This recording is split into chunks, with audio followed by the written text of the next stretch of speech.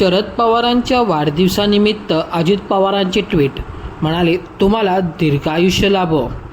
राष्ट्रवादी काँग्रेसचे सर्वेसर्वा शरद पवार यांचा आज गुरुवारी 12 डिसेंबर रोजी 85वा वाढदिवस आहे. राज्याच्या आणि देशाच्या राजकारणातील दिग्गज नेते म्हणून शरद पवारांनी राजकीय वर्तुळात त्यांचे स्थान निश्चित केले आहे. भारतातील सर्वाधिक संसदीय कारकीर्द असलेले नेते म्हणूनही त्यांना ओळखले जाते. गेल्या 50पेक्षा जास्त काळ ते राजकारणात सक्रिय आहेत. शरद पवारांनी अनेक मंत्रिपदांवरती काम केले आहे. राष्ट्रवादी काँग्रेसचे सर्वेसर्वा शरद पवार यांचा आज गुरुवारी 12 डिसेंबर रोजी 85वा वाढदिवस आहे. राज्याच्या आणि देशाच्या राजकारणातील दिग्गज नेते म्हणून शरद पवारांची राजकीय वर्तुळात अशी ओळख आहे. भारतातील सर्वाधिक संसदीय कारकीर्द असलेले नेते म्हणूनही त्यांना ओळखले जाते. गेल्या 50पेक्षा जास्त काळ ते राजकारणात सक्रिय आहेत. शरद पवारांनी अनेक मंत्रिपदांवरती कामं केली आहेत. त्यांनी आतापर्यंत अनेक मंत्रिपदांवरती काम केलं असून त्यांचा दांडगा अनुभव आहे. तसेच शरद पवार हे राज्याचे मुख्यमंत्री देखील राहिलेले आहेत.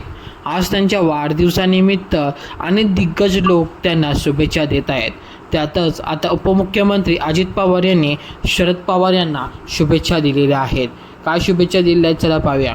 शरद पवारांच्या वाढदिवसानिमित्त अजित पवारांनी एक ट्विट केले आहे.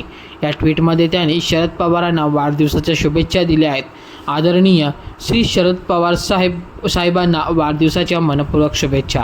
आपणास उत्तम स्वास्थ्य व दीर्घायुष्य लाभो ही सदिच्छा असे अजित पवारांनी म्हटले आहे. आज माननीय महाराष्ट्रातील ज्येष्ठ नेते शरदचंद्र पवारजी यांचा वाढदिवस आहे आणि 85वा वाढदिवस आहे. त्यामुळे त्यांना आता राजकारणात 50पेक्षा जास्त वर्ष ते सक्रिय होते. आणि आज आपल्याला माहितीच आहे की 2022मध्ये शिंदेंपाठोपाठ आता एक वर्षानंतर 2023मध्ये अजित पवार यांनी सुद्धा बंड केले होते. आणि त्या बंडानंतर शरद पवार आणि अजित पवार यांच्यामध्ये आपल्याला सामना बघायला मिळत होता. परंतु आज पहिलाच वाढदिवस इथे त्यांचा आलेला आहे. आणि त्या वाढदिवसाच्या निमित्त अजित पवार यांनी आपल्या एक्स पोस्टवरती पोस्ट करत म्हटले आहे की आदरणीय शरदचंद्र पवारजी साहेब, आपल्याला वाढदिवसाच्या खूप खूप शुभेच्छा.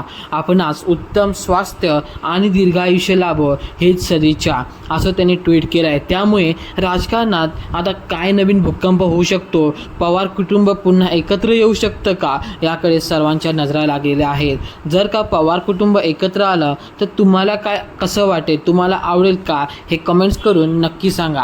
आणि माननीय शरदचंद्र पवारजी साहेब यांना माझ्याकडून सुद्धा वाढदिवसाच्या हार्दिक शुभेच्छा.